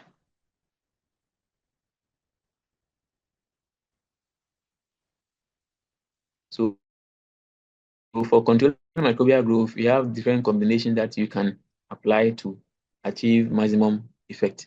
So we have those that are called psychrophiles. They can grow at very low temperatures. So in your fridge temperature is around 2 to 8 here. So for those psychrophiles, the fridge temperature is the optimum. They grow very well at those temperatures. Then we have the mesophiles, the ones that cause diseases or infections. They are around this zone. They grow best around 37, 38. So the range is around 18 to 45. That's why I was saying that once you apply heat or you pasteurize beyond this temperature, those mesophiles, the one that cause infections or diseases, they don't survive. That's how come we're able to control microbial growth or infections. There are several organisms that can grow in these conditions, but the ones that cause infections are here, the mesophiles. We have the thermophiles. They withstand high temperatures. Fortunately, they are not harmful. Same as the hyperthermophiles, they are not harmful. The harmful ones are here. That's why your body is a perfect incubator for those that cause infection, because your body temperature is around 37. So you have the right temperature for them to grow. But if you apply heat, high temperatures, you will kill them or you will control their growths. So there are some that can withstand boiling temperature, the hyperthermophiles. So if you want to kill these organisms, you need to apply high temperature for a longer time so that you are effectively killing them. So we can classify these organisms based on the temperature ranges as cyclophiles, mesophiles, thermophiles, hyperthermophiles. There are some that can even withstand volcanoes, the conditions of volcanoes. So can have hyper these conditions or in this state. Some can grow even in extremely cold environments. They are also there. So hyper cyclophiles. So we look at oxygen requirements. They can be aerobic or anaerobic. Some need oxygen at all costs. So they are obligate aerobes. They are obliged to live in environments that have oxygen. Obligate aerobes. Some don't need oxygen at all for survival. For some, oxygen is deadly for their survival. So they are obligate anaerobes. So aerobes, anaerobes, obligate at all costs, they need oxygen. Obligate anaerobes at all costs, they don't need oxygen in that environment before they can grow. So if you conduct this experiment with 5 test tubes, you put the medium. Now you have all the conditions that are necessary for growth. And you want to test the oxygen requirements. So you have your nutrients, you have your water, you have the right temperature, you have the right pH, and you want to test the oxygen requirement in these 5 test tubes. If they are obligate aerobes, remember I said obligate aerobes, they need oxygen at all costs. So in the open test tube, they will prefer to come to the very top because they need oxygen from the atmosphere. The opposite is the obligate anaerobes. They don't need oxygen from the atmosphere, so they will prefer to live at the bottom or at the base. So they will sediment and grow where there is no oxygen. Facultative, they will gather because they are facultative anaerobes. So don't get confused with this term, facultative anaerobe and obligate anaerobe. Facultative anaerobe, they need oxygen to grow, but in the absence of oxygen, please, can you hear me? Yes, sir. Yes, sir. So in the absence of oxygen, they can still switch to the anaerobic respiration or anaerobic state.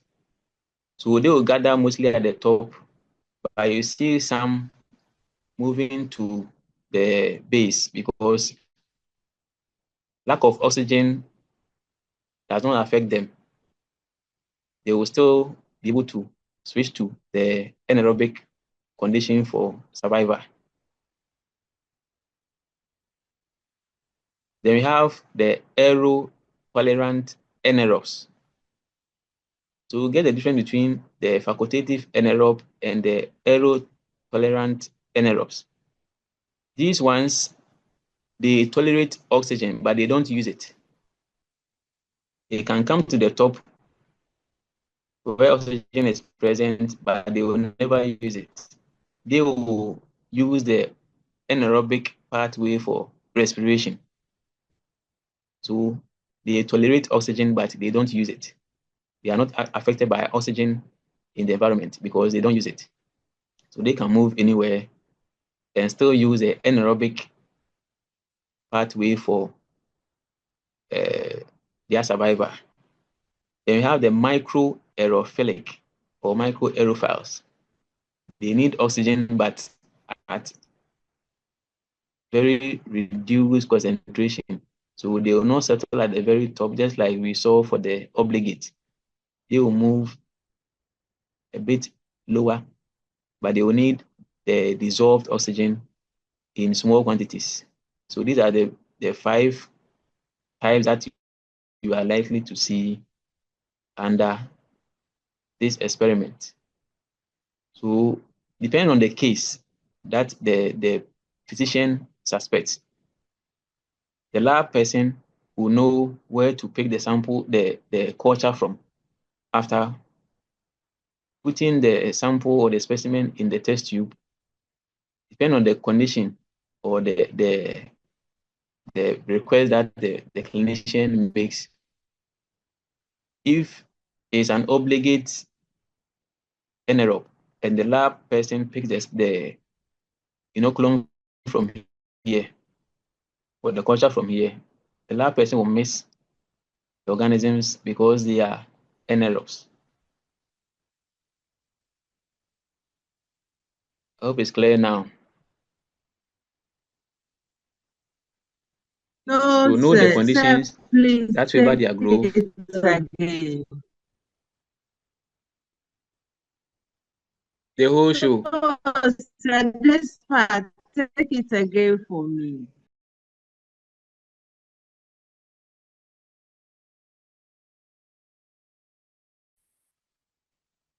So which one do you want me to take again? Yes, Mary, which one? I didn't get you. The obligate Arabic and obligate inaerobic. Okay. Your line is also breaking on. My But network I heard you. was breaking, so I didn't get that place well. Hey.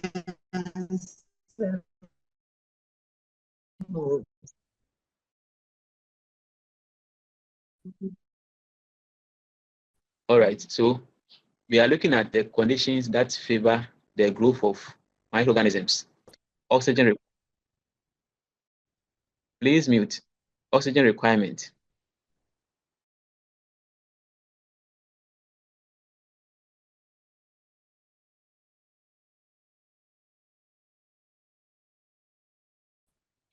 And some prefer oxygen at all cost. Some don't need oxygen. So we can have obligate anaerobes. They don't need oxygen at all.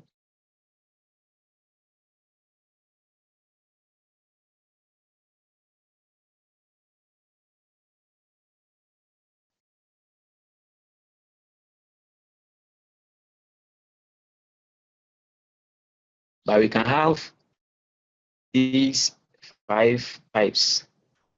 Obligate aerobe. These, they need oxygen aerobes. The opposite is the obligate anaerobes. They will settle at the very base or the bottom because they don't need oxygen at all. If they come in, they will die. So they move away from the oxygen. Facultative anaerobe. So facultative, faculty, they can switch from one to the other. They need oxygen, but they can also move to the anaerobic respiration. So because they need oxygen, they will mostly settle at the top, but some can still move to the other parts of the tube, because if they are moving away from the oxygen zone, they can still switch to the anaerobic fermentation mechanism or pathway. So they are facultative anaerobes. Facultative anaerobe means they are aerobic, but they can move to the anaerobic respiration pathway when oxygen is absent or lacking. That's why I see most of them at the top. Aerotolerant anaerobes. They tolerate oxygen, but they don't use it. So being at the top or being at the base, they will not use oxygen. They will rely on the anaerobic respiration pathway. They tolerate oxygen. The presence of oxygen does not affect them. Unlike the obligate anaerobes, where the presence of oxygen affects them, these are able to tolerate oxygen, but they don't use them. Then the microaerophilic, they need oxygen, but in small concentration or small amount. So they will not move to the very top. They will move slightly below the top where you have dissolved oxygen in less concentration, unlike the obligate aerobes. Mary, are you okay now?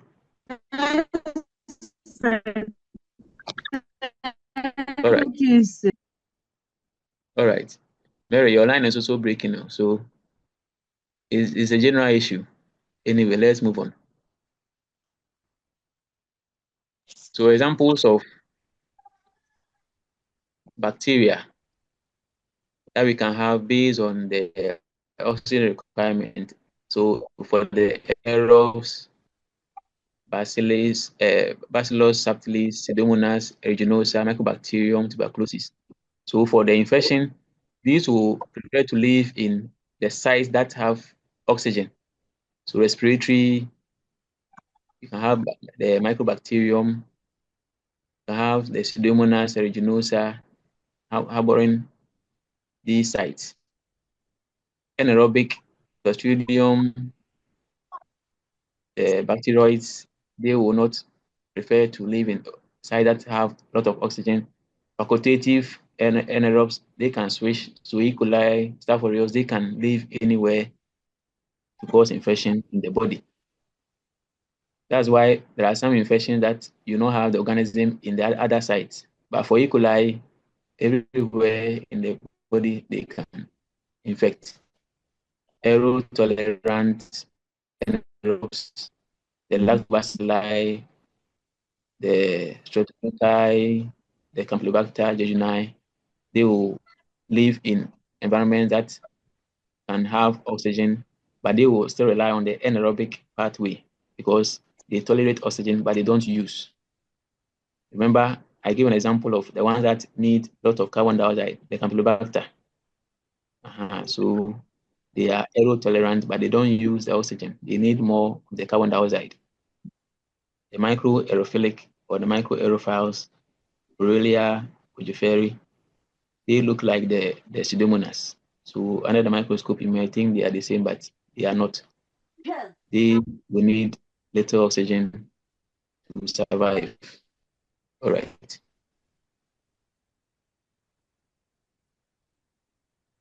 So osmotic pressure. We have 2 minutes to go. I'll stop here. If you have any question, feel free to ask so that next time we continue from here.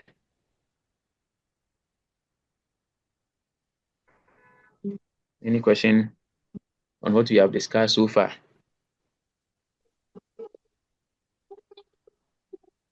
Why don't we sign your number?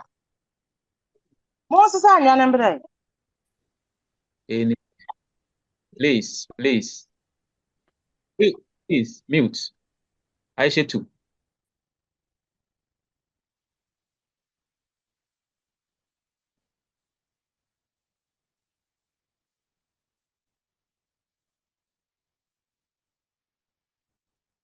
If you step, should I deduct 1 mark?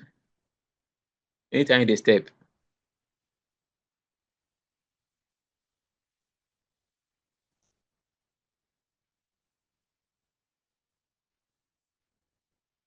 Any question, please?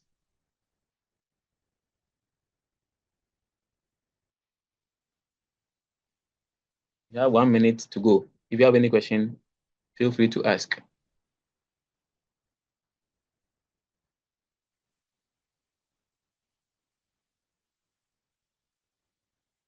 So I presume you understand what you have discussed today. Should we have a short quiz next time?